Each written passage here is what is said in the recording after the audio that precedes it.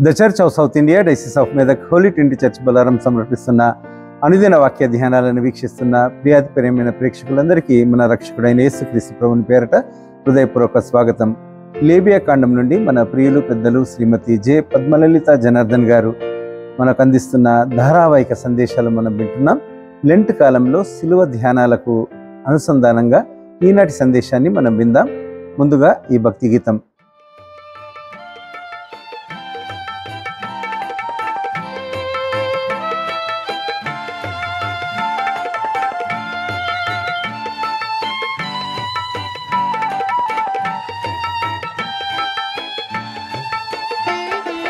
నా పాప జీవితమును పావన పరచుమని నీ సన్నిధి చేరితి దేవా.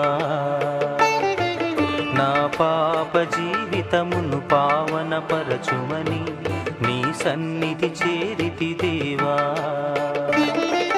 నా అంతరంగమునే నూతన పరచుమని, నా అంతరంగమునే నూతన పరచుమని నీ ప్రోక్షణ కోరితి ప్రభువా. నీ సంప్రోక్షణ కోరితి యేసా. నా పాప జీవితమును పావన పరచుమని నీ సన్నిధి చేరితి దేవా.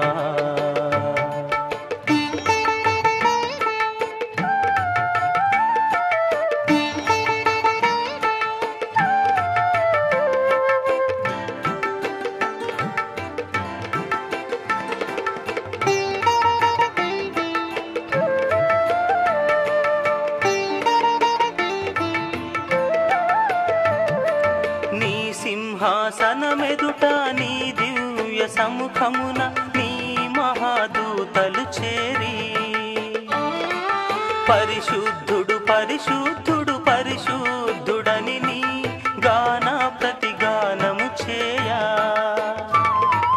నీ సింహాసనమెదుట నీ దివ్య సముఖమున నీ మహాదూతలు చేరి, పరిశుద్ధుడు పరిశుద్ధుడు పరిశుద్ధుడని నీ గాన ప్రతిగానము చేయా. నీ గాన ప్రతిగానము చేయా. అపవిత్ర పెదవులతో నీ స్తుతి పాడని నేను నశించి తిననుకుంటిని. నా పాప జీవితమును పావన పరచుమని నీ సన్నిధి చేరితి దేవా.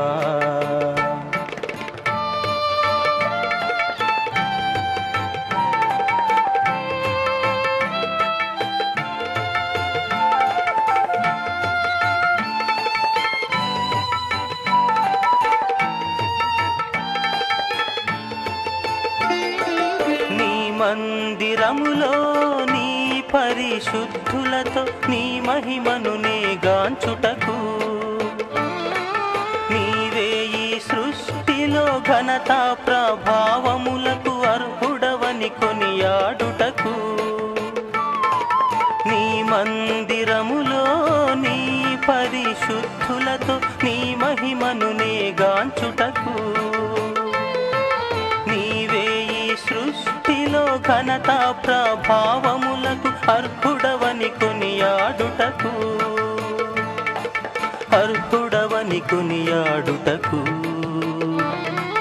నీ పరిశుద్ధాగ్నితో నా పెదవులు దహించి నీ స్తుతి నాకందించు ప్రభు. నా పాప జీవితమును పావన పరచుమని నీ సన్నిధి చేరితి దేవా. నా పాప జీవితమును పావన పరచుమని నీ సన్నిధి చేరితి దేవా.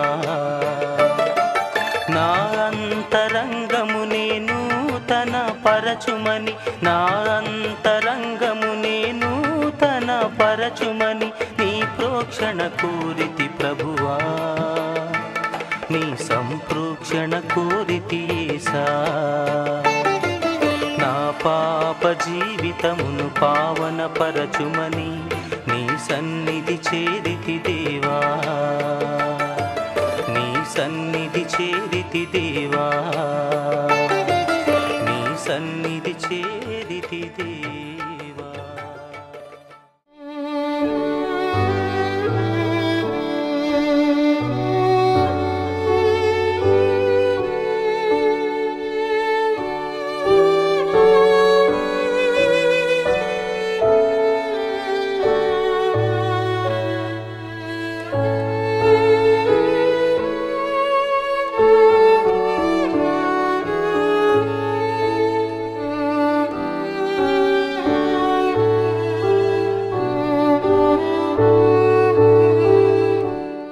అనుదిన దైవ ధ్యానానికి స్వాగతం. యేసుక్రీస్తు పరిశుద్ధ నామములో మీకు అందరికీ శుభములు కలుగును గాక.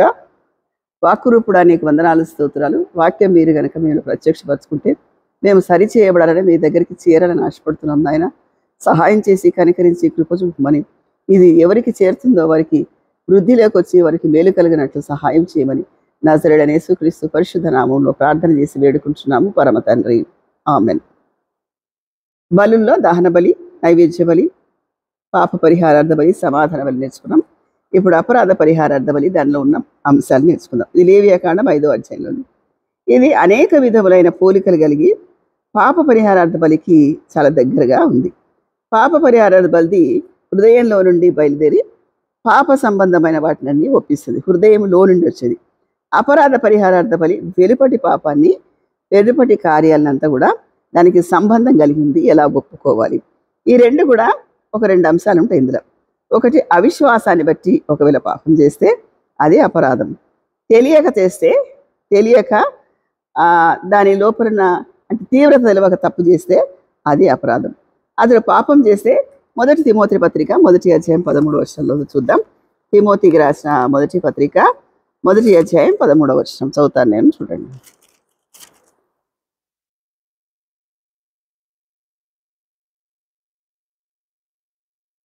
నన్ను తన పరిచర్యకు నియమించి నమ్మకమైన వారిగా ఎంచినందుకు నన్ను బలపరిచిన మన ప్రభువైన యేసుక్రీస్తుకు కృతజ్ఞుడై ఉన్నాను.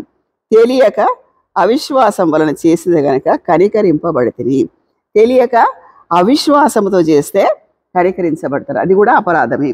అపరాధం వేరు, పాపం వేరు. తెలియక చేయడం, అవిశ్వాసాన్ని బట్టి చేయడం. ఇప్పుడు అవిశ్వాసాన్ని బట్టి అంటే ఒక చిన్న ఎగ్జాంపుల్ చూసుకుందాం. పేతురు యేసుక్రీస్తుతో ఉన్న శిష్యుడు. యేసుక్రీస్తుతో తిరిగాడు, 3.5 సంవత్సరాలు ఆయన పరిచర్యలో పాల్గొన్నాడు. కానీ ఒక పాపం చేశాడు. ఏంటంటే దేవుణ్ణి ఎరగనని అంటాడు. అప్పుడు దేవా, నేను మరణానికనే సిద్ధమే, నీతో పరిచర్యలో నేను పాల్గొంటాను అన్నప్పుడు ఏమంటాడు దేవుడు? నీవు రేపు తెల్లవారిలోపు 3 సార్లు కోడి కూయకముందే నువ్వు నన్ను ఎరగనని అబద్ధం ఆడతావు అంటాడు. ఆయన ఒప్పుకోడు పేతురు. కానీ పరిస్థితి అలాంటిది వస్తుంది. అవిశ్వాసాన్ని బట్టి ఇక్కడ ఒక అపరాధం చేస్తాడు. దేవుణ్ణి ఎరగను అని అబద్ధం ఆడతాడు. ఈ అబద్ధం కూడా అపరాధమే. అది ఎల్లవేళలా జరగకుండా ఉండాలంటే ఏం చేయాలంటే, అందరికీ ఇది తటస్థిస్తుంది. అయ్యో నేను ఇలా అని ఉండకూడదు అని అనుకుంటారు. అయితే ఎలా చేయగలిగి లేవియాకాండం 5వ అధ్యాయం 15-18 వరకు ఉంటుంది. 6వ అధ్యాయం 6వ వచనంలో ఉంటుంది. లేవియాకాండం 7లో ఉంటుంది. లేవియాకాండం 7వ అధ్యాయం మాత్రం చూసుకుందాం. లేవియాకాండం 7వ అధ్యాయం చూసుకుందాం. లేవియాకాండము 5:15 నుంచి ఉంది. లేవియాకాండము 6:6లో ఉంది. తర్వాత 7:1 ఒక రెఫరెన్స్ చదువుతాను.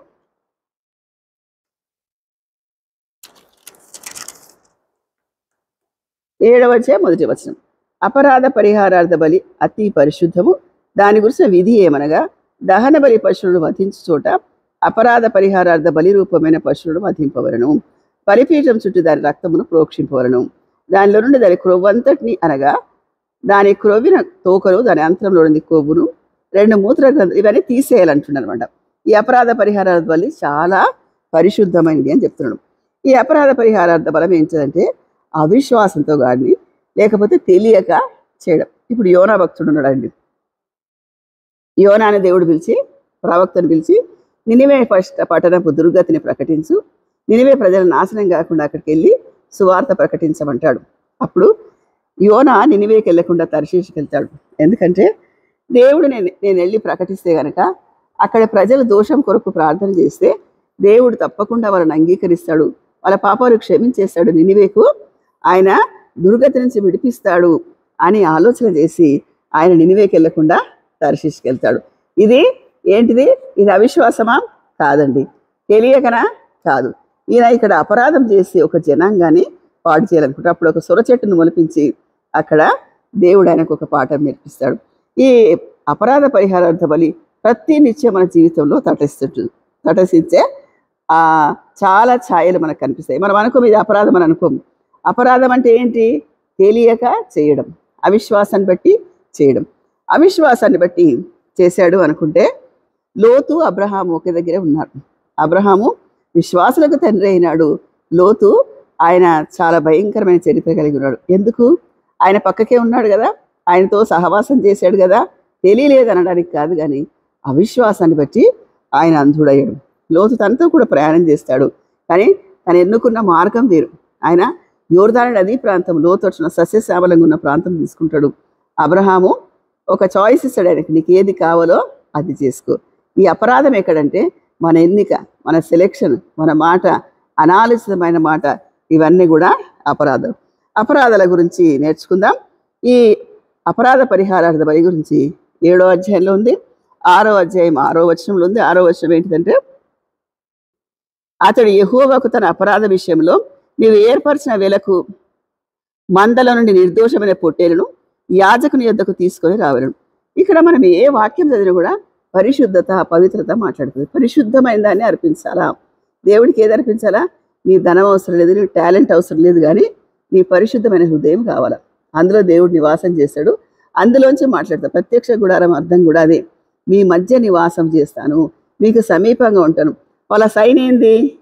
మేఘం కిందికి దిగగానే అన్ని టెంట్స్ అని తీసుకొని ప్రయాణం అయిపోతుంది. వారికి సూచన అదే. ఇప్పుడు మేఘము ఆ కాలంలో ఉంది, ఇప్పుడు మనకు వాక్యమే ఉంది. మన గుడారం అప్పుడు ప్రత్యక్ష గుడారంలో దేవుడు నివాసం చేశాడు, కానీ ఇప్పుడు మనలోనే నివాసం చేసి దేవుడు మాట్లాడడానికి ఇష్టపడుతున్నాడు. అయితే మన హృదయం శుద్ధిగా ఉండాలి. మన హృదయ శుద్ధిగా ఉన్నప్పుడు దేవుడు మనతో మాట్లాడతాడు, మనల్ని సరి చేస్తాడు, మనల్ని సరి అయిన మార్గంలో వస్తాడు, నిత్య జీవానికి తీసుకెళ్తాడు. కాబట్టి ఈ బలులకు, శిలువ ధ్యానాలకు, తర్వాత నేటి లెంట్ కాలపు ధ్యానాలకు చాలా దగ్గరగా ఉంది. మనకు లేవ్యాకాండం చూడగానే బలులు, రక్త ప్రోక్షణ, యాజకుడు, శవాలు ఇలా అనిపిస్తాయి, కానీ ఒక్కసారి అన్వయించి చూసుకుంటే దానిలో పరిశుద్ధత అనే మాట 359 సార్లు వాడబడింది. ఈ అపరాధ పరిహార బలి వెలుపటి పాప కార్యాలకి సంబంధం ఉంది. వెలుపటి కార్యాలు అంటే మోసం చేయుట, దశంభాగం ఇవ్వకపోట, అబద్ధం మాట, ఇవన్నీ అపరాధాలు. వాటి గురించి కూడా నేర్చుకుందాం. ఈ బలికి అర్పించవలసిన 3 విధములైన ఏంటి అంటే, పరిశుద్ధమైన వాటి విషయంలో పొరపాటు చేయుట. లేవియాకాండం 5వ అధ్యాయం 15, 16. ఇది ఇంకో ఎపిసోడ్ చూద్దాం. ఈ ఎపిసోడ్లో మనం నేర్చుకుంది ఏంటంటే, అపరాధం అంటే ఏంటి, తెలియక చేయడం, అవిశ్వాసాన్ని బట్టి చేయటం, వాటిని ఒప్పుకొని విడిచిపెట్టాలి. ఆ కాలంలో అయితే బలిచ్చారు, ఈ కాలంలో అయితే నీ మనసుకు స్థాపించి ఇది అపరాధం అనిపిస్తే, ఎవరైనా నొప్పించినా, ఎవరైనా వక్రమార్గంగా తీసుకెళ్ళినా, తప్పుడు సలహాలు ఇచ్చినా, ఇవన్నీ కూడా అపరాధాలే. దశంభాగం ఇవ్వాలని మనకు తెలుసు కదండి, ఇవ్వము చాలాసార్లు. తర్వాత గుడ్డి వాటిని అర్పించాడు అంటాడు మలాకి గ్రంథంలో. గుడ్డిది ఇచ్చారు. ఒక పాస్టర్ చెప్తున్నాడు, కలెక్షన్లో ఒక 5-6 నోట్లు వస్తాయంట చిరిగిపోయి, అవన్నీ తీసి, ఎందుకంటే గుడిలో అయితే చలామణి అయితేనే చేస్తారనమాట. అక్కడ అది కాదండి, గుడ్డిది కాదు, నాణ్యమైంది, ఎన్నిక కలిగింది, ప్రామాణికమైనది దేవుడికి ఇవ్వాలని ఈ లేఖన భాగం అపరాధ పరిహారార్థ బలి తెలియజేస్తుంది. ఇచ్చే మాటలు దేవుడు దీవించుకుంటారు.